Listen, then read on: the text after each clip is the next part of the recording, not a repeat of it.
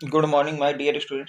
आज की हम क्लास में अपने मॉडल पेपर को सॉल्व कर रहे थे। उसको फर्स्ट पार्ट आपको मैंने अपलोड कर दिया है। आज हम लोग उसी मॉडल पेपर के सेकंड पार्ट को कंप्लीट करेंगे और इस वीडियो से आपका फर्स्ट मॉडल पेपर पूरी तरह से कंप्लीट हो जाएगा। तो अगला क्वेश्चन बोल रहा है 22 नंबर बेटा, do all the parts 4 number. ये इसमें आपको सारे पार्ट करने हैं और एवरी पार्ट का जो आपको 4 नंबर मिलेंगे। क्वेश्चन बोल रहा है बेटा, the adjoining faces of to cubes, the adjoining faces of to cubes each of volume 64 centimetre.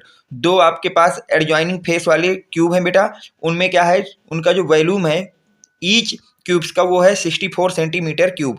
Are joined to form a cuboid. फिर उन दोनों क्यूब्स को उन्होंने क्या कर दिया बेटा, ज्वाइन कर दिया है और आपसे बोला गया है कि आप हमको बता दीजिए total surface area of the resulting cuboid. अब जब हमने दोनों के दोनों क्यूब को एडजॉइन कर दिया तो हमारा क्यूबॉइड बन गया। तो आपको उस क्यूबॉइड का सरफेस एरिया बताना है। क्या बताना है बेटा? Surface area. देखिए इसका सॉल्यूशन किस तरह से आप लोग करेंगे बेटा। ये आपका देखिए, हमने मान लिया कि जो हमको क्यूब दिया है उसकी जो इर्ज है, उसकी जो इर्ज है बेटा वो है ए सेंटीमीटर। इर्ज कितनी है बेटा? ए सेंटीमीटर है। ऐसा हमने लेट कर लिया है। तो अगर इर्ज हमारे पास ए सेंटीमीटर है तो वॉल्यूम ऑफ क्यूब क्वेश्चन में दिया गया है 64। वॉल्यूम ऑफ क्यूब कितना दिया गया बेटा? 64। तो यहाँ पे हो गया 64। अब ये हमारे पास दो क्यूब्स हैं बेटा, दोनों की जो इर्ज है वो ए है। अब अकॉर्डिंग टू क्वेश्चन दोनों को एडजॉइन कर दिया। जब दोनों को ज्वाइन किया तो यहाँ से एक क्यूबॉइड बना जिसका इर्ज लेंथ हमने ए डैश मान लिया है। इर्ज लेंथ कितनी मान ली बेटा? ए डैश मान लिया है। तो वी नो डैट, हम ये जानते हैं कि बेटा वॉल्यूम ऑफ क्यूब, जो आपका वॉल्यूम ऑफ क्यूब होता है वो इक्वल होता है इर्ज की पावर 3। इर्ज की पावर 3 के इक्वल होता है बेटा। इर्ज क्यूब होता है, किसी भी चीज का जो वॉल्यूम होता है वो होता है बेटा, जब आपका क्यूब होगा, क्यूब के केस में होता है इर्ज क्यूब। क्या होता है बेटा? इर्ज क्यूब, ये साइड का क्यूब। ठीक है। अब हमको दिया गया है volume of cube 64। Volume of cube कितना दिया गया बेटा? 64। तो यहाँ मैंने वॉल्यूम ऑफ क्यूब की जगह रख दिया 64। अब इर्ज कितना हमने लेट किया बेटा? ए लेट किया है, तो इर्ज की जगह रख दिया ए, तो ए का क्यूब हो जाएगा। अब यहाँ से जब हम लिखेंगे तो 64 को हम लोग लिख सकते हैं बेटा 4 का क्यूब। क्या लिख सकते हैं? 4 का क्यूब। तो 64 को हम लोगों ने लिख दिया है 4 का क्यूब।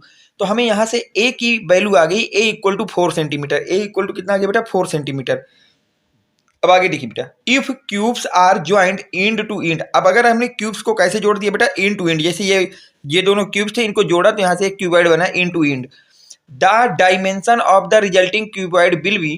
तो अब जो हमारे पास रिजल्टिंग क्यूबॉइड होगा उसकी डायमेंशंस क्या होंगी, साइड्स क्या होंगी, उन्हें ध्यान देखिए। विल बी, लेंथ हो जाएगी बेटा 4। लेंथ कितनी हो जाएगी बेटा? 4 सेंटीमीटर। ब्रीथ हो जाएगी 4 सेंटीमीटर, जबकि जो हाइट है वो कितनी हो जाएगी बेटा? 8 सेंटीमीटर हो जाएगी। हाइट कितनी हो जाएगी? 8 सेंटीमीटर हो जाएगी। लेंथ को एल से, बी ब्रेथ को बी से और हाइट को एस से डिफाइंड कर लिया बेटा। देयरफॉर अब हम ये जानते हैं कि जो सरफेस एरिया ऑफ क्यूबॉइड होता है, जो क्या होता है बेटा?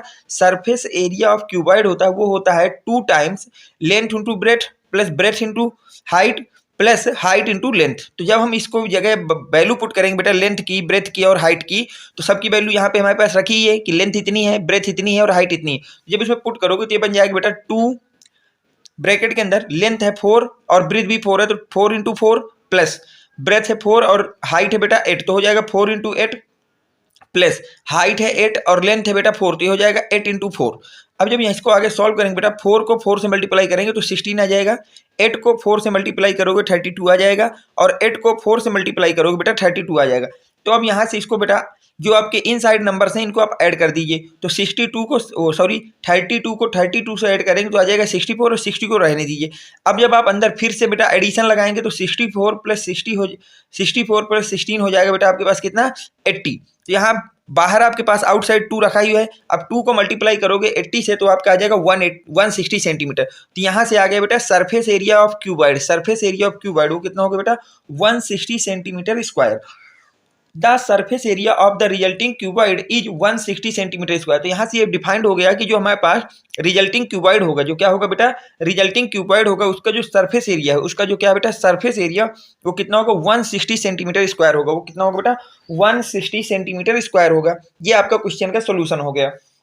यहाँ तक आपको कोई डाउट नहीं होना चाहिए। चलते बेटा नेक्स्ट क्वेश्चन पे कि नेक्स्ट क्वेश्चन आपसे क्या कह रहा है। देखिए बेटा, क्वेश्चन नंबर बी की अगर बात करें तो क्वेश्चन नंबर बी आपसे कह रहा है बेटा, prove that the tangent drawn from the external point. आपको प्रूव करना है कि अगर हमने जो टेंजेंट है वो कहाँ से ड्रॉन की है बेटा? एक्सटर्नल पॉइंट से ऑफ अ सर्कल। किस पे बेटा? सर्कल पे।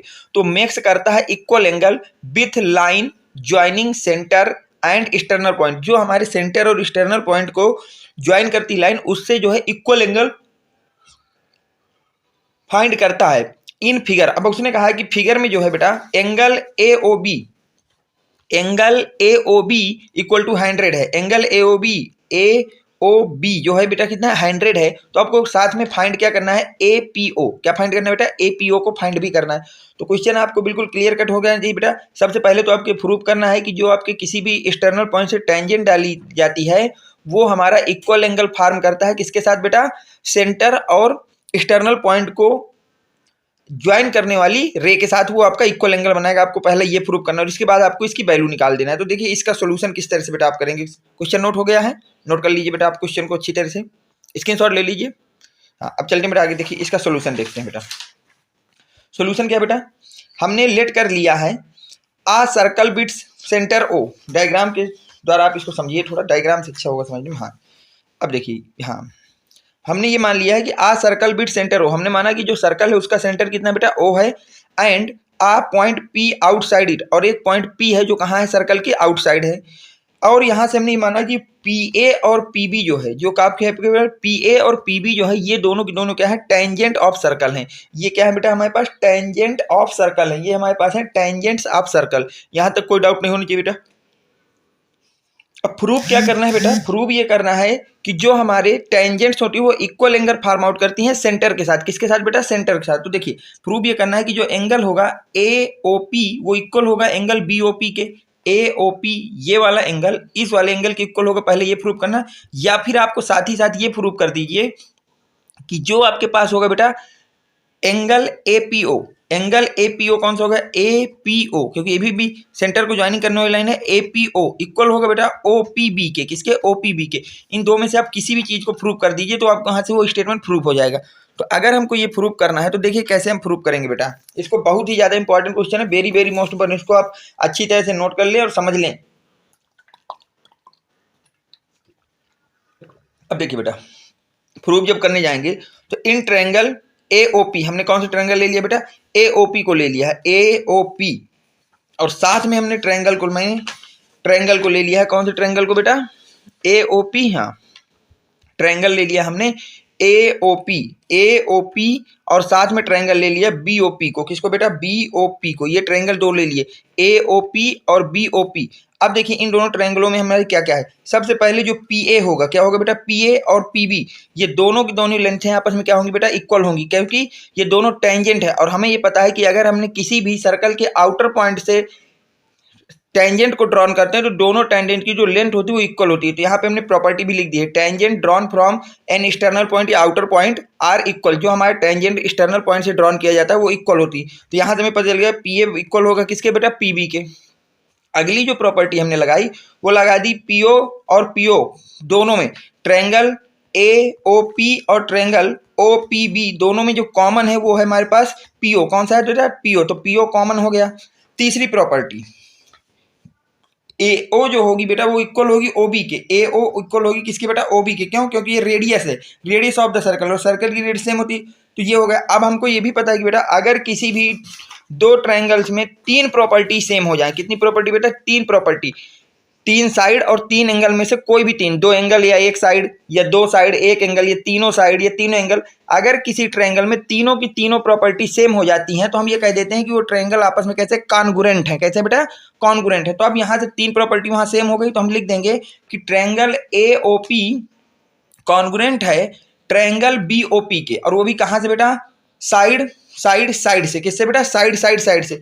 क्योंकि हमारे पास बेटा पी ए बराबर पी बी, ये भी साइड है, ये भी साइड है, ये भी साइड है। तो ट्रिपल एस से आपका क्या हो जाएंगे बेटा, कॉन्ग्रुएंट हो जाएंगे। अब अगर ऐसा होता है तो आपको ये पता होना चाहिए बेटा कि किसी भी सर्कल की अगर किसी भी ट्रायंगल की तीन प्रॉपर्टी आपस में सेम है तो बाकी जो बची तीन प्रॉपर्टी होंगी वो भी सेम हो जाएंगी। तो अब यहाँ से हम ये लिख सकते हैं कि जो हमारे पास बेटा एंगल ए ओ पी है, जो एंगल कौन सा है, ए ओ पी, वो बराबर होगा एंगल बी ओ पी के। किसके बराबर होगा बेटा, बी ओ पी के। ये कहाँ से निकली बेटा, बाई कॉन्ग्रुएंसी लिख दिया।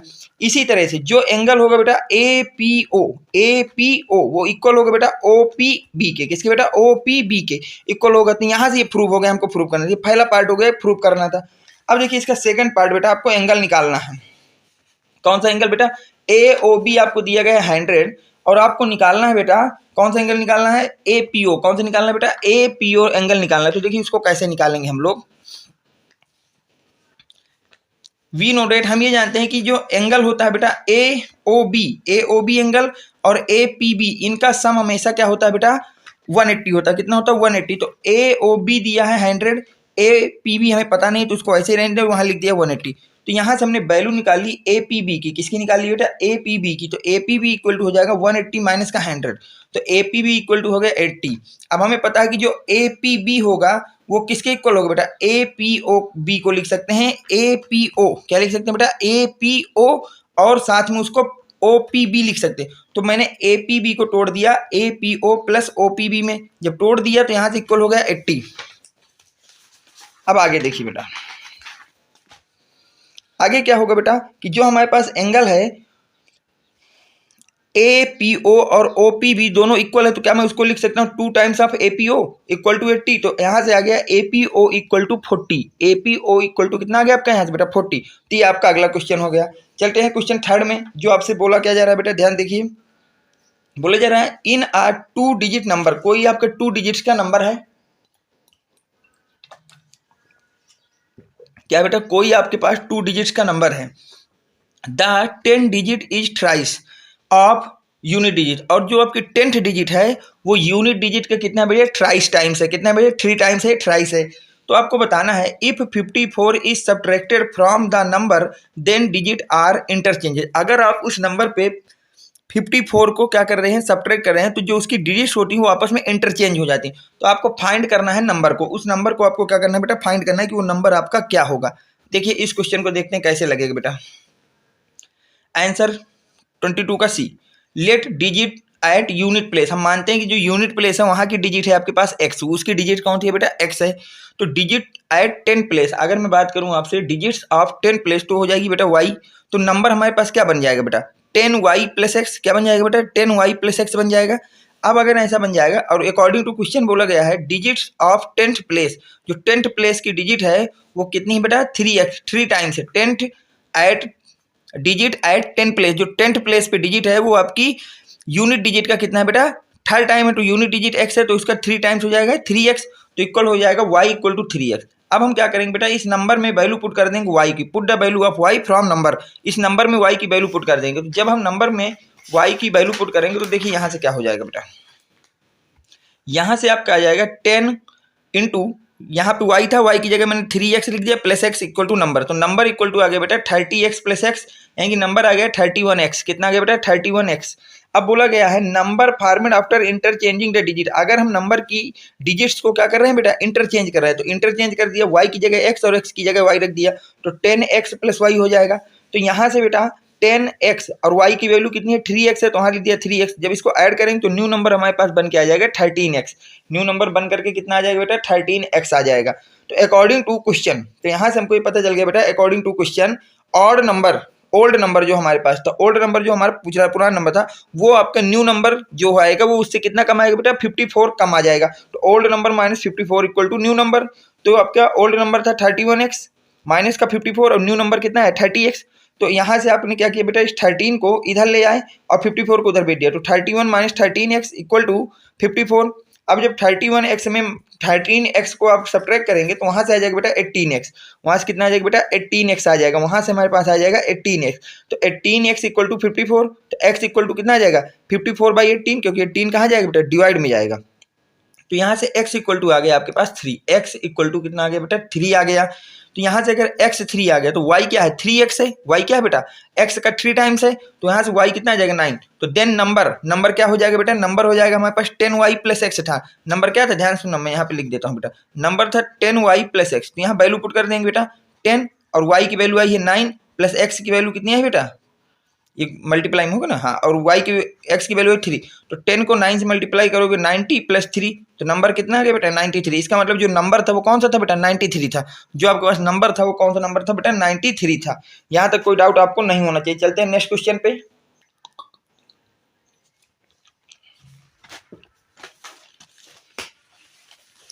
अगला क्वेश्चन आपसे कह रहा है बेटा आ हेमी स्पेरिकल, क्या बोलोगे बेटा आ हेमी स्पेरिकल डम, कोई एक हेमी स्पेरिकल डम है is on a circular room, जो कि कहाँ बेटा सर्कुलर रूम पे है, ठीक है। इट्स टोटल इंटरनल वॉल्यूम, जो उसका टोटल इंटरनल वॉल्यूम है वो आपको दिया गया है बेटा 48,510 metre cube and inner diameter is equal to maximum height, और जो इनर डायामीटर है वो किसके इक्वल है बेटा, मैक्सिमम हाइट के इक्वल है। Find the height of the room, room की आपको हाइट बताना है, रूम की क्या बताना है बेटा, हाइट बताना है। तो देखिए इस क्वेश्चन को बेटा very very most important question है ये। अब देखिए इसको कैसे सॉल्व करेंगे हम लोग। आ हेमी स्पेरिकल डम गिवन जो है पहले उसको लिख लेते हैं ना। आ हेमी स्पेरिकल डम is an a circular room, हमने बोला ये गया है कि जो हेमी स्पेरिकल डम है वो कहाँ बेटा सर्कुलर रूम में है। इट टोटल इंटरनल वॉल्यूम, जो उसका टोटल इंटरनल वॉल्यूम है वो है बेटा 48,510 metre cube and inner diameter is equal to maximum height, ये बोला गया है आपसे। तो फाइंड हमको क्या करना है, height of the room, room की हाइट को हमको बताना है कि रूम की हाइट कितनी होगी। तो देखिए सोल्यूशन लेट एज्यूम कर लेते हैं कि बेटा एच जो है हमारा कैपिटल एच जो है ये रिप्रेजेंट कर रहा है maximum height of the room, room की मैक्सिमम हाइट को रिप्रेजेंट कर रहा है। और जो आर है वो रिप्रेजेंट कर रहा है इनर रेडियस को, वो आपको किसको रिप्रेजेंट कर रहा है, हेमी स्पेरिकल की इनर रेडियस को बेटा। तो since the inner diameter is equal to the maximum height, किसके इक्वल है बेटा, मैक्सिमम हाइट के इक्वल है, किसके इक्वल है, मैक्सिमम हाइट के। तो इसका मतलब h equal to D, D क्या होता है डायामीटर।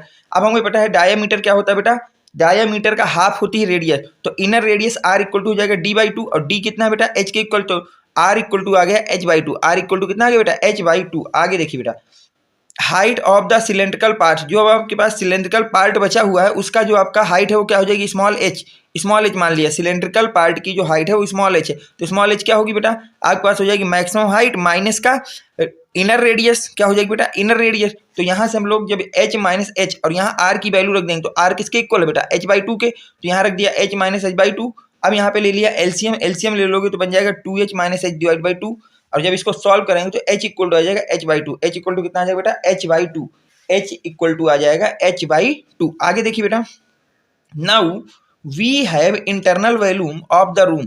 अब हम ये जानते हैं कि जो इंटरनल वॉल्यूम होता है रूम का वो क्या होता है बेटा internal volume of the hemispherical dome, hemispherical dome का जो इंटरनल वॉल्यूम होगा प्लस होगा internal volume of the cylindrical part, cylindrical part का इंटरनल वॉल्यूम और हेमी स्पेरिकल के इंटरनल पार्ट का वॉल्यूम का सम ही जो होता है वो आपका होता है internal volume of room. Room का वो क्या होगा बेटा इंटरनल वॉल्यूम होगा, रूम का वो क्या होगा बेटा इंटरनल वॉल्यूम होगा। अगर वो इंटरनल वॉल्यूम होगा तो देखिए ध्यान से internal volume of the room, internal volume of the room equal to कितना हो जाएगा बेटा, सबसे पहले हमको लिखना है internal volume of the hemispherical dome. Hemispherical dome का क्या होता है बेटा वॉल्यूम होता है 2/3 पाई आर क्यूब, कितना होता है बेटा 2/3 पाई आर क्यूब, और साथ में प्लस कितना होगा बेटा internal volume of the cylindrical part, internal volume of the cylindrical part के इक्वल होगा। तो अगर इक्वल होगा तो क्या वहां पे मैं रख सकता हूं बेटा पाई आर स्क्वायर एच, कितना रख सकता हूं pi R square H on substituting the value. अब सारी वैल्यू को रख देते हैं बेटा। Internal volume of the room कितना बोला गया है आपको बेटा 48,510 बोला गया है, 2/3 पाई की जगह पाई, और आर की वैल्यू कितनी है h/2, तो आर की जगह रख दिया h/2 का क्यूब प्लस स्मॉल पाई और r की वैल्यू h/2, तो यहाँ हो गया h/2 का होल स्क्वायर और स्मॉल h। अब इसको जब सॉल्व करेंगे बेटा तो ये क्या हो जाएगा 2 pi capital H cube divide by 3 into 8, क्योंकि 2 का क्यूब कितना हो जाएगा बेटा 8 हो जाएगा। यहाँ तक कोई दिक्कत आपको नहीं होनी चाहिए। आगे देखिए बेटा अब यहाँ पाई h/2 का स्क्वायर कितना हो जाएगा बेटा h²/4 हो जाएगा, और जो स्मॉल h है उसकी जगह रख सकते हैं h/2। अब जब आप इसको सॉल्व करेंगे तो यहाँ से आ जाएगा बेटा पाई h cube divide by 12, pi h cube divide by 12, क्योंकि ये आपका 2 से 8 कटेगा तो 4 आ जाएगा, और 4 को 3 से मल्टीप्लाई कर दोगे 12 आ जाएगा, एक plus pi h cube by 8 हो जाएगा। अब यहाँ से इसको और सॉल्व करेंगे बेटा तो ये हो जाएगा 48,510 इक्वल टू एलसीएम ले लें 12 और 8 का एलसीएम आएगा 24, 12 और 8 का एलसीएम आएगा आपके पास बेटा 24, कितना आएगा बेटा 24। अगर एलसीएम 24 आएगा तो जब हम यहाँ इसको सॉल्व करेंगे तो यहाँ पे हो जाएगा 2 पाई एच क्यूब और यहाँ हो जाएगा 3 पाई एच क्यूब, दोनों ऐड होकर बना देंगे बेटा 5 पाई एच क्यूब, और इस 24 को इधर भेज देते हैं तो हो जाएगा 48,510 into 24 equal to 5 pi H cube, 5 pi H cube. अब इसके आगे देखिए क्या होगा। अब जब इसका आप मल्टीप्लाई करेंगे वो जो 5 को भी इसको नीचे ले आते हैं, जो 5 को डाउनवर्ड ले आएंगे तो यहाँ से हो जाएगा बेटा। अब जब हम लोग मल्टीप्लाई करेंगे 5 से पहले काट देते हैं, पहले 5 से इसको काट देते हैं बेटा 48,510 को, तो वो बचेगा आपके पास 9 9702 कितना बचेगा 9702 बचेगा इंटू 24 डिवाइड बाई पाई। अब पाई की वैल्यू हमको पता है, वैल्यू हमें पता है कि होती है बेटा 22/7, तो 7 ऊपर जाएगा तो पूरा का पूरा नंबर बन जाएगा 9702 इंटू 24 इंटू 7 डिवाइड बाई 22।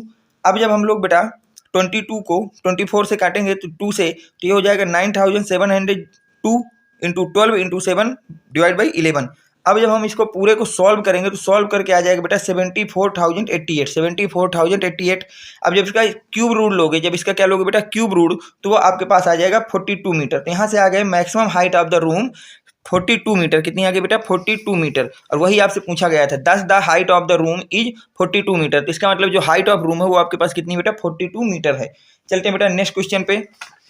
जो आपको ट्राई करना है वो ये कह रहा है बेटा, from the top of lighthouse the angle of depression of two ships are 30 degree and 45 degree respectively. बोला गया बेटा किसी लाइट हाउस के टॉप से जो है एंगल ऑफ डिप्रेशन जो है, जो क्या है बेटा एंगल ऑफ डिप्रेशन, वो टू शिप्स के लिए है 30 और 45। एक शिप के लिए 30 है और दूसरी शिप के लिए बेटा 45 है respectively. If the same side of lighthouse, और दोनों जो आपकी शिपें हैं वो सेम साइड है लाइट हाउस के, both ships following one another are at a distance of 50 metre, और दोनों की दोनों शिप एक दूसरे के 50 मीटर की दूरी पर हैं बेटा। Then find the height of lighthouse. तो आपको लाइट हाउस की हाइट बताना है। लाइट हाउस की क्या बताना है बेटा हाइट बताना। तो देखिए माना ये बेटा सी हमारे शिप एक है और ये डी जो है आपकी एनोदर शिप है। तो ये हमारा लाइट हाउस है, ए बी क्या है बेटा लाइट हाउस है जिसकी हाइट है स्मॉल एच। जिसकी हाइट कितनी बेटा स्मॉल एच। तो बोला गया है कि जब हम पहली शिप को देखते हैं तो 45 है और जब दूसरी शिप को देखते हैं तो 30 है डिप्रेशन, एंगल ऑफ डिप्रेशन। तो हमने यहाँ तक लगा लिया। तो देखिए let B and C be given ship A B and A B is the lighthouse. हमने मान लिया कि जो डी और सी है वो हमारी शिप है और जो हमारे पास ए बी है वो लाइट हाउस है, लाइट हाउस की हाइट है। तो let height of light house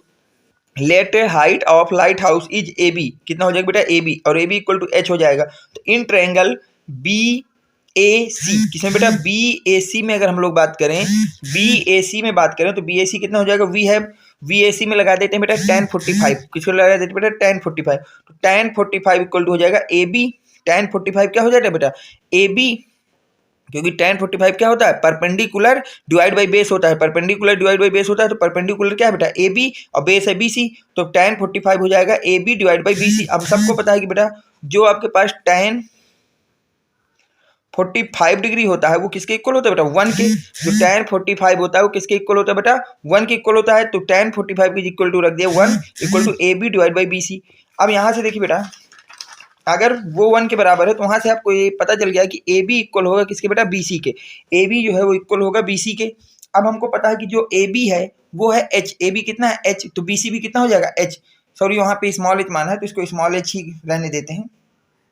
यहाँ पे क्या मतलब स्मॉल एच, ठीक है। तो ए बी और बी सी आपस में इक्वल और हमें पता है ए बी एच है तो बी सी इक्वल टू कितना हो जाएगा एच। अब इसी तरह हम ले लेंगे बेटा ट्रायंगल ए डी बी में। किस में ले लेंगे बेटा ए डी बी में। ट्रायंगल कौन सा बेटा ए बी और डी। ए बी डी में 30 एंगल है तो हम लगा देंगे tan अल्फा। क्या लगा देंगे बेटा tan 30 equal to perpendicular A B है। परपेंडिकुलर अब भी क्या है बेटा ए बी, लेकिन अब बेस बदल जाएगा, बेस हो जाएगा बी डी। बेस क्या हो जाएगा बेटा बी डी। तो बेस अगर बी डी हो जाएगा तो ये फार्मूला हो जाएगा A B by B D. अब हमें पता है कि जो tan 30 डिग्री होता है, tan कितना बेटा 30 डिग्री, वो हमारे पास होता है 1/√3। कितना होता है बेटा 1/√3। तो tan 30 डिग्री की जगह रख दिया 1/√3 डिवाइड बाई बेटा ए बी है एच। ए बी कितना है बेटा H small H divide by जो बी डी है। ध्यान से ना, अब ये जो बी डी है इसको क्या लिख सकता हूँ बेटा डी सी प्लस का B C. D C plus का बी सी लिख सकता हूँ कि नहीं लिख सकता।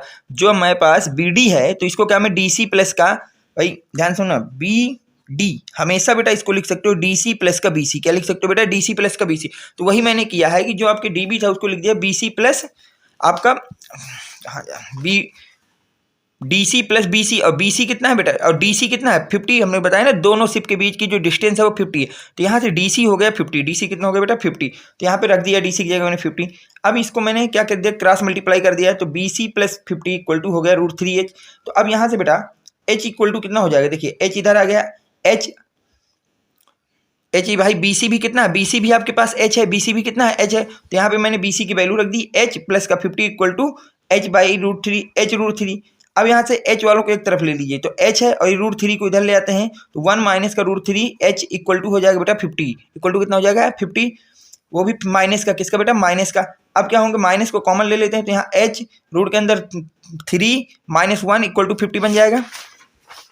अगर ऐसा बन जाएगा तो इसके आगे देखिए बेटा क्या होगा, अब h इक्वल टू कितना हो जाएगा बेटा 50 √3 माइनस 1, कितना हो जाएगा बेटा 50 √3 माइनस 1 हो जाएगा।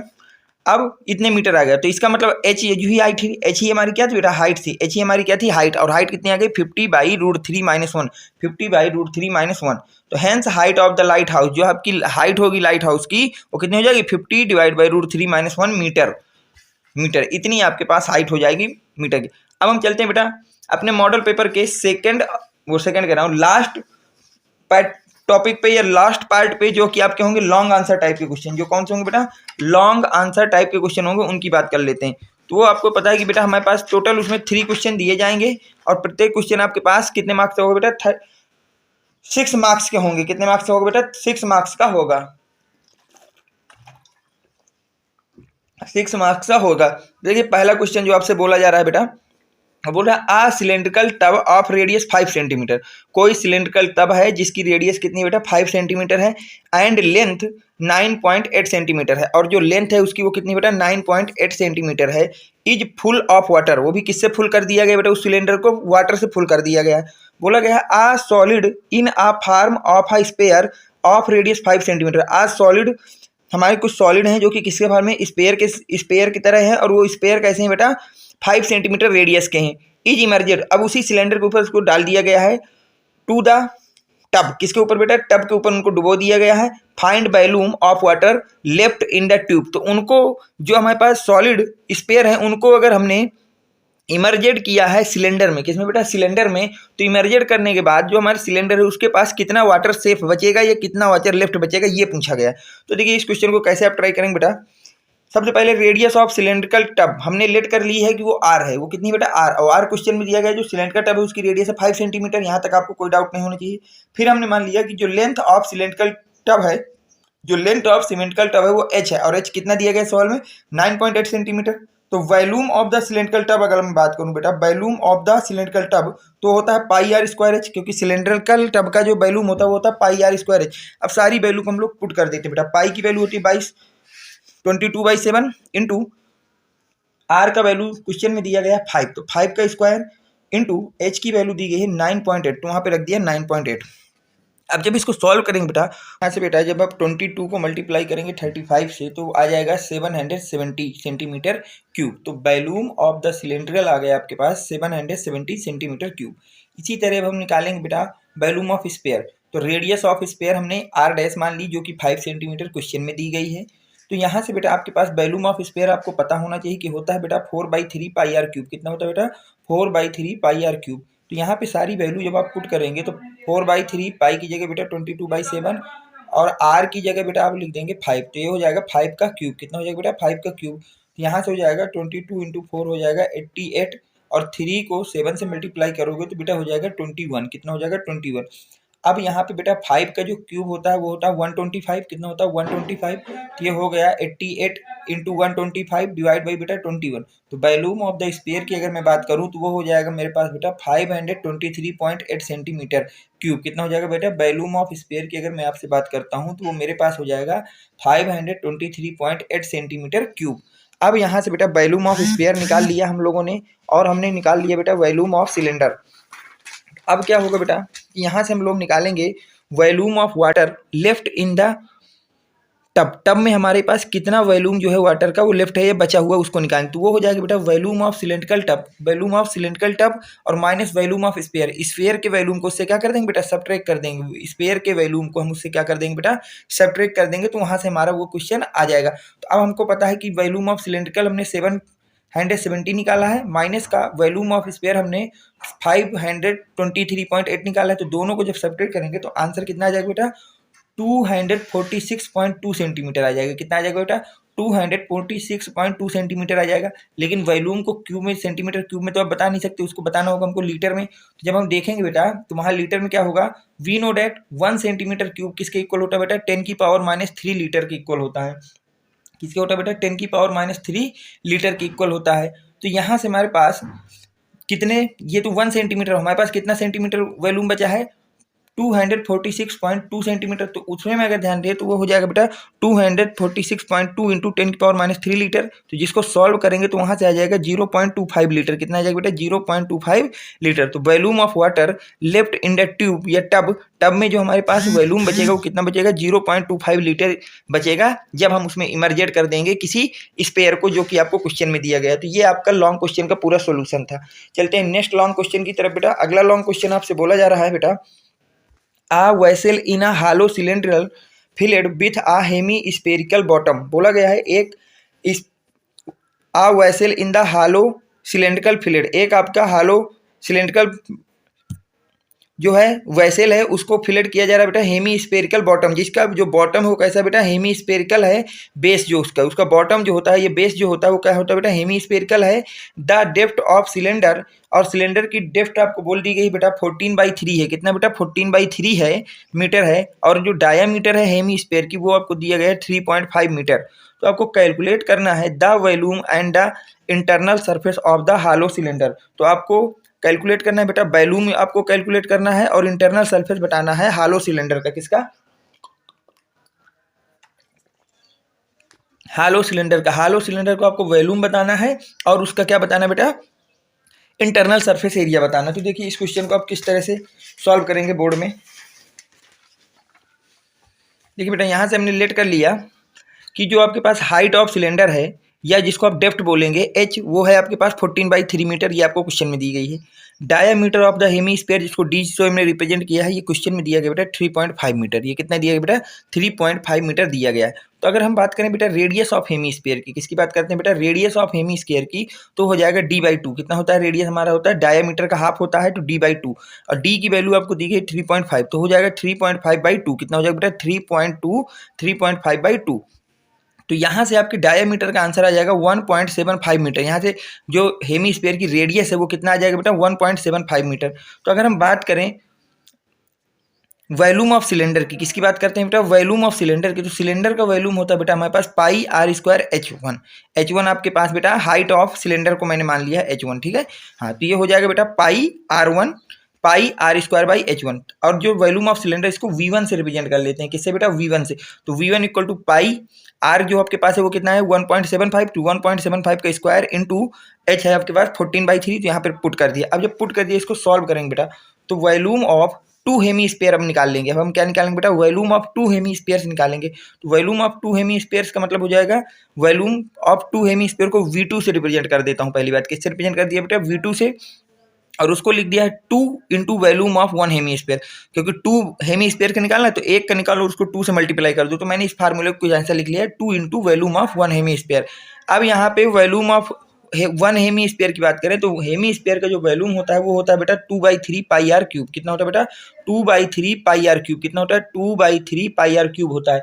2/3 πr³ होता है और ये 2 आपके डबल के लिए है। अब जब इसका मल्टीप्लाई करोगे तो ये आ जाएगा 4/3 पाई, और यहाँ से बेटा मैंने r³ की वैल्यू रख दी। तो r आपके पास है 1.75, उसका होल क्यूब ले लिया है।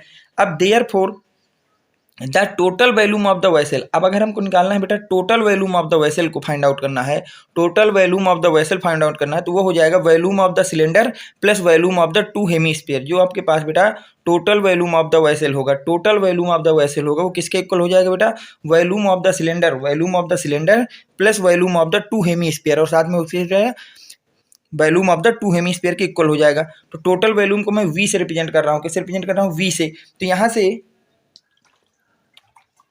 वॉल्यूम ऑफ द सिलेंडर आपके पास V1 हमने लेट किया है, वॉल्यूम ऑफ 2 हेमी स्फीयर को V2 लेट किया है। तो यहाँ से V1 बराबर, यहाँ से वैल्यू रख देंगे V1 हमारे पास कितना है पाई 1.75 का होल स्क्वायर इंटू 14/3, और V2 कितना है बेटा V2 यहीं पे लिखा है 4/3 पाई, और जो आपके पास 1.75 का होल क्यूब।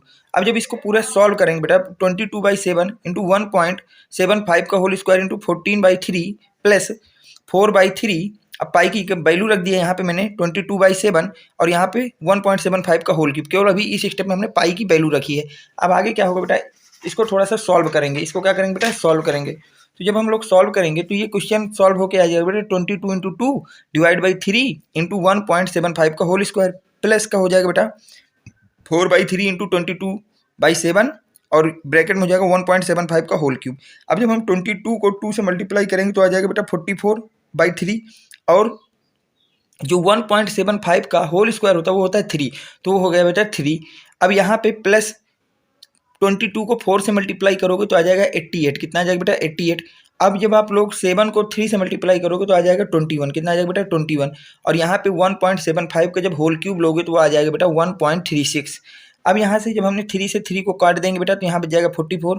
अब इसको जब पूरा सॉल्व करेंगे आप 88 इंटू 5.36 डिवाइड बाई 21 को, तो वहाँ से आ जाएगा 22.75। कितना आ जाएगा बेटा 22.75। अब जब इसको ऐड करेंगे तो यहाँ से आ जाएगा 56.45 मीटर क्यूब। कितना आ जाएगा मीटर क्यूब। तो therefore volume of the vessel, जो वेसल का वॉल्यूम होगा वो कितना आ जाएगा बेटा 56 मीटर क्यूब आ जाएगा। कितना आ जाएगा बेटा 56 मीटर क्यूब आ जाएगा। 56 मीटर क्यूब आ जाएगा।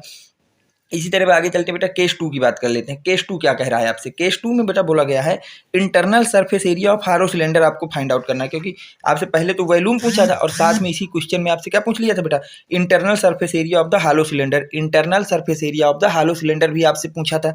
तो देखिए जब हम लोग internal surface area of hello cylinder की बात करेंगे तो वो हो जाएगा बेटा internal surface area of hello cylinder. Internal surface area of a hello cylinder, internal surface area of the hello cylinder वो किसके इक्वल हो जाएगा बेटा surface area of the cylinder, surface area of the cylinder plus का बेटा surface area of the hemisphere. याद रखना ये फार्मूले बेटा बिल्कुल याद होने चाहिए आपको कि internal surface area of the hello cylinder, internal surface area of hello cylinder कितना होता है बेटा surface area of the cylinder, surface area of the cylinder plus surface area of the hemisphere के इक्वल होता है। सरफेस एरिया के cylinder का और सरफेस एरिया हेमीस्फीयर के इक्वल सम के इक्वल होता है। तो अब जब हमको दोनों चीजें पता है तो हमने मान लिया कि बेटा जो आपके पास इंटरनल सरफेस एरिया होगा वो है एस। क्या है बेटा एस। तो एस इक्वल टू हम सबसे पहले आपको क्या लिखना है, एक एक चीजें देखो ध्यान समझते हुए चलना है। Surface area of the cylinder लिखना है। क्या लिखना है बेटा surface area of the cylinder जो कि होता है 2πr/h1। कितना होता है बेटा 2πr/h1। और फिर लिखना है बेटा surface area of the hemisphere, और surface area of the hemisphere कितना होता है 2πr² होता है। तो जब आप इसमें सारी वैल्यू को पुट करेंगे 2π r आपके पास 1.75 है और h की बात करें तो हाइट आपको दी गई है 40/3 प्लस का बेटा 2πr की वैल्यू 1.75 का होल स्क्वायर। अब जब इसको सॉल्व करेंगे यहाँ पे पाई की वैल्यू पुट कर देंगे 2 इंटू 22/7 इंटू 1.75 इंटू 14/3 प्लस का हो जाएगा बेटा 2 इंटू 22/7 इंटू 1.75 इंटू 1.75। अब जब हम लोग 2 को मल्टीप्लाई करेंगे 22 से तो आ जाएगा 44 इंटू 1.75 इंटू 2, क्योंकि 7 से हम लोग 14 काट चुके होंगे तो 2 बचेगा डिवाइड बाई 3। अब इधर बैठिए 22 को मल्टीप्लाई करोगे 2 से तो आपके पास आ जाएगा 44। कितना आ जाएगा बेटा 44 इंटू 1.75 इंटू 1.75 डिवाइड बाई 7। अब जब इस पूरे को सॉल्व करोगे 44 को मल्टीप्लाई 2 से और करोगे 1.75 से तो वो आ जाएगा 154। कितना आ जाएगा बेटा 154 डिवाइड बाई 3, 154 डिवाइड बाई 3 आ जाएगा प्लस का बेटा। अब जब इधर बेटा 44 को मल्टीप्लाई करोगे 1.75 इंटू 1.75 से तो आ जाएगा 134.75, 134.75 आ जाएगा, 134.75 डिवाइड बाई 7 आ जाएगा। अब जब इसको आप लोग बेटा एलसीएम और एलसीएम लेके इसको सही सॉल्व करोगे तो 154 को जब 3 से डिवाइड कर दोगे तो वहाँ पे आ जाएगा 51.3। कितना आ जाएगा बेटा 51.3। और जब 134.75 को 7 से डिवाइड करोगे तो आ जाएगा 19.25, 90.25 आ जाएगा बेटा। अब इन दोनों को ऐड कर दोगे तो ऐड करने पे आ जाएगा बेटा आपके पास 70.55 metre square, 70.55 metre square. Hence the internal surface area of the solid, जो आपके पास इंटरनल सरफेस एरिया होगा किसका बेटा ऑफ द सॉलिड वो हो जाएगा कितना 70.55 मीटर स्क्वायर। ठीक है, तो ये आपका सेकंड क्वेश्चन था। आपको 2 पार्ट में पूछा गया था, सबसे पहले आपसे वॉल्यूम पूछा था और फिर आपसे इंटरनल सरफेस एरिया पूछा था, तो दोनों को हमने कवर कर दिया। अब आपके मॉडल पेपर का लास्ट क्वेश्चन जो बचा है उसको ध्यान से देखते हैं बेटा। ये क्या क्वेश्चन कह रहा है, क्वेश्चन कह रहा है बेटा show the following equation and find all the possible value of x. इस आपको इक्वेशन को आपको पहले शो आउट करना है और फिर आपको इससे जितनी भी पॉसिबल वैल्यू है एक्स की वो फाइंड आउट करनी है। x+1 into x+2 into x+3 into x+4 equal to 120। अब देखिए इस क्वेश्चन को कैसे सॉल्व करेंगे बेटा। क्वेश्चन दिया गया है x+1 into x+2 into x+3 into x+4 equal to 120। The given problem can be written as, जो हमको प्रॉब्लम दी गई उसको कैसे लिख सकते हैं बेटा, x+1 के साथ हम लिख लेते हैं x+4 को, किसको लिख लिया बेटा x+4 को, और x+2 के साथ मैंने लिख लिया x+3 को इक्वल टू 120। अब इन दोनों को मल्टीप्लाई कर दिया, तो यहाँ पे x+1 और x+4 को जब आपने मल्टीप्लाई किया तो वहाँ से बन जाएगा x का, जब आप करेंगे तो x² प्लस x प्लस का 4x प्लस का 4। अब इधर के ब्रैकेट में जब करेंगे बेटा तो x² प्लस का 2x प्लस का बेटा 3x प्लस का 6 इक्वल टू 120। इसको सॉल्व करोगे तो ये आ जाएगा x² प्लस 5x प्लस 4। इस वाले को सॉल्व करोगे तो आ जाएगा x² और 3 और 2 आपके ऐड होके हो जाएंगे 5x plus 6 equal to 120। Late, अब हम यहाँ से लेट कर लेते हैं कि x² plus 5x plus 4 equal to T है। तो अगर ऐसा t है तो क्या बेटा यहाँ पे मैं t रख सकता हूँ, और यहाँ पे अगर मैं 4 को अलग कर दूँ 2 को अलग, तो क्या ये t+2 लिखा है, तो यहाँ लिख दिया t+2 इक्वल टू कितना बेटा 120। तो यहाँ से t का मल्टीप्लाई कर दिया तो t² plus 2t equal to हो गया 120। t² plus 2t equal to कितना हो गया बेटा 120। अब यहाँ से 120 को उधर लिया तो बेटा t² प्लस 2t माइनस का 120 इक्वल टू हो गया कितना 0, इक्वल टू कितना बेटा 0। अब आगे देखिए यहाँ से बेटा t² प्लस का 2t माइनस का 120 equal to 0, t² plus 2t plus 1। अब इसमें मैंने एक ऐड कर दिया और एक सब्ट्रैक्ट कर दिया, -120 -1 इक्वल टू 0। तो अब मैं ध्यान से आप देखिए बेटा यहाँ पे अगर देखें तो ये आपका बन गया t+1 का होल स्क्वायर, क्योंकि फार्मूला होता है a प्लस बी के होल स्क्वायर का, a² plus b² plus 2ab। तो इस आइडेंटिटी से आप लोग t² प्लस 2t प्लस 1 को लिख सकते हो t+1 का होल स्क्वायर। अब माइनस का 120 में -1 को ऐड कर दोगे तो माइनस का 121 इक्वल टू 0 हो जाएगा। अब माइनस का 121 को राइट हैंड साइड में ले जाएंगे तो t+1 का होल स्क्वायर इक्वल टू 121 हो जाएगा। तो t+1 का whole square equal to 11 square लिखा जा सकता है। अब दोनों के स्क्वायर हटाओगे तो ये हो जाएगा t+1 equal two plus minus का 11, कितना आ जाएगा बेटा प्लस माइनस का 11। तो या तो t+1 एक बार प्लस 11 होगा या फिर t+1 -11 होगा। तो दोनों कंडीशन लगा लिया कि जब हमारे t+1 11 होगा तो यहाँ से t में 1 को इधर ले जाएंगे तो t equal to 11 - 1 t equal to हो जाएगा 10। और दूसरी कंडीशन लगा दी बेटा t+1 इक्वल टू जब -11 होगा तो t जब उसको इधर ले जाएंगे तो -1 तो t इक्वल टू हो जाएगा -10। यहाँ से हमको पता चला t की दो वैल्यू आ रही है, एक t इक्वल टू 10 और एक t इक्वल टू बेटा कितनी आ रही है -12। ध्यान देखिए बेटा इफ t इक्वल टू 0, अगर t इक्वल टू 0 तो t की जब वैल्यू पुट करेंगे तो यहाँ से हो जाएगा x² प्लस 5x प्लस 4, यही तो t था। t आपने किसको माना था x² प्लस 4x प्लस 4 को, x² plus 5x plus 4 equal to 10 हो गया। अब इसको सॉल्व कर लेते हैं बेटा, x² प्लस 5x प्लस 4 और 10 को इधर ले आते हैं तो -10 equal to 0, x² plus 4x minus के 10 में प्लस के 4 को सब्ट्रैक्ट करोगे तो बचेगा माइनस के 6 इक्वल टू 0। अब यहाँ से इसको सॉल्व करोगे तो x² plus 3x plus 2x minus 6 लिखा जा सकता है भैया। अब यहाँ से अगर हम कॉमन लेंगे x को तो यहाँ बचेगा x प्लस 3, और यहाँ से अगर हमने कॉमन 2 को लिया तो यहाँ बच जाएगा x प्लस 3 इक्वल टू 0। तो इसको लिखा जा सकता है बेटा x प्लस 2 और x प्लस 3 इक्वल टू 0।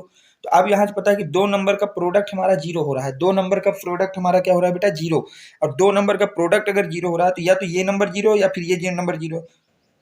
तो हमने माना कि x प्लस 2 हमारा 0, अगर x प्लस 2 0 है तो x बराबर -2, और यदि अगर आपका x प्लस 3 0 होगा तो x बराबर -3। तो दो रूट्स यहाँ से निकल के आ गए कि x की दो वैल्यू, एक तो -3 होगी और एक तो -2 होगी, दो वैल्यू यहाँ से हमने फाइंड आउट कर ली। फिर if t equal to -12, t equal to कितना हो -12, तो अगर put the value of t की वैल्यू अगर हम पुट कर दें x² प्लस का 5x प्लस 4 इक्वल टू -12, तो जब इसमें -12 को इधर लाएंगे तो x² plus 5x plus 4 plus का 12 इक्वल टू 0 हो जाएगा बेटा। इसको सॉल्व करोगे तो ये हो जाएगा x² प्लस का 5x प्लस का 16 इक्वल टू 0। अब यहाँ से x की वैल्यू निकालेंगे तो यहाँ पे हमने लगा दिया बेटा धाराचार को, किसको लगा दिया बेटा धाराचार को। जब हमने धाराचार को लगाया तो वहाँ से क्या होगा x equal to -b plus minus का रूट के अंदर b² - 4ac divide by 2a, ठीक बेटा। अब यहाँ से क्या हो जाएगा b की जगह हमने -5 रख दिया, 5 प्लस माइनस का 5 का स्क्वायर माइनस का 4, a आपका 1 है और c आपका 16 है तो 16 रख दिया डिवाइड बाई 2a। तो जब हमने इसको कैलकुलेट किया बेटा यहाँ तक तो हमको ये पता चला कि रूट के अंदर जो नंबर है वो आपका निगेटिव का नंबर बन जा रहा है। रूट के अंदर कैसा नंबर आ रहा है बेटा निगेटिव, क्योंकि जब 25 में माइनस के 64 को सब्ट्रैक्ट करोगे तो रूट के अंदर आपका निगेटिव आ जाएगा, और अगर रूट के अंदर निगेटिव आता है तो इसका मतलब जो रूट होंगे वो आपके रियल नहीं होंगे। तो अब आपको इसको आगे सॉल्व नहीं करना, इसके तरीके होते हैं जो आपको 11th में सिखाए जाएंगे, लेकिन 10th के सिलेबस के अकॉर्डिंग इसको सॉल्व नहीं करना। बस नीचे आपको दो लाइनें लिख देनी है, x has no real rule, x has no real rule मतलब x के कोई रियल नहीं। तो पूरी की पूरी इक्वेशन में x की केवल दो वैल्यू आएंगी, एक x इक्वल टू -2 और एक आएगी x इक्वल टू -3। तो ये आपका बेटा पूरा मॉडल पेपर दो वीडियो में कवर करा दिया गया है। वीडियो नंबर 1 को आप देख लीजिएगा और ये वीडियो नंबर 2 हो गया। इन दोनों ही वीडियो में आपका मॉडल नंबर 1 को कंप्लीट करा दिया गया है। नेक्स्ट वीडियो में मॉडल 2 की बात करेंगे। उससे पहले कुछ इंपॉर्टेंट जानकारी, जो भी बच्चे अभी तक मेरे साथ बेटा टेलीग्राम ग्रुप में नहीं जुड़े हैं, किसमें टेलीग्राम ग्रुप में नहीं जुड़े हैं, वो बच्चे बेटा 7880960882 ये मेरा व्हाट्सएप नंबर है। इस पे आपको बेटा मैसेज करना है, नेम लिखना है, क्लास लिखना है, डिस्ट्रिक्ट लिखना है। नेम, क्लास और डिस्ट्रिक्ट इन तीनों को लिखेंगे। मैं आपको वहाँ से टेलीग्राम की लिंक प्रोवाइड करा दूंगा, आपको जा करके ज्वाइन हो जाना है। वहाँ पे स्टडी से रिलेटेड कई नोट्स आपकी शेयर होती रहती हैं। ये हो गई पहली जानकारी। दूसरी जानकारी बेटा, जो मैं वीडियो करा रहा हूँ इनमें आप नोट्स बना लेंगे तो उससे अच्छी तो कोई बात ही नहीं है। लेकिन अगर कुछ बच्चे ये चाहते हैं कि उनको पीडीएफ इसकी दी जाए, हैंड रिटन नोट्स में प्रोवाइड कराऊं, तो एक मॉडल पेपर का हैंड रिटन नोट्स आपको 20 रुपीज़ का पड़ेगा बेटा। कितने रुपए का पड़ेगा? 20 रुपीज़ का पड़ेगा। एक मॉडल पेपर का handwritten notes with solution आपको पड़ेगा 20 रुपीज़ का, जिसको आपको 78809608 और 82 इस नंबर पे बेटा आपको फ़ोन पे या गूगल पे करना है, या आप पेटीएम कर सकते हैं और उसका स्क्रीनशॉट मेरे पास भेज देना है। मैं आपको वहाँ से पीडीएफ प्रोवाइड करा दूंगा। तो ये केवल उन बच्चों के लिए है जिनको ये है कि नहीं उनको पीडीएफ ही चाहिए। लेकिन जो बच्चे मेहनत कर रहे हैं, ये जो लिख लेंगे वो अपना लिख लेंगे, वो आप इसके पैसे के चक्कर में नहीं पड़ेंगे। ये केवल उन बच्चों के लिए जिनको आपको हैंड रिटन नोट्स चाहिए ही चाहिए। तो 20 रुपीज़ पर मॉडल पेपर आपका प्राइस है, आप ले सकते हैं डायरेक्ट। ठीक है, उम्मीद करता हूँ कि ये वीडियो आपको पसंद आया होगा। तो वीडियो को लाइक कर दें, चैनल को सब्सक्राइब कर दें, अपने फ्रेंड सर्कल में ज़्यादा से ज़्यादा लोगों तक शेयर कर दें। Thanks for watching, next video coming soon.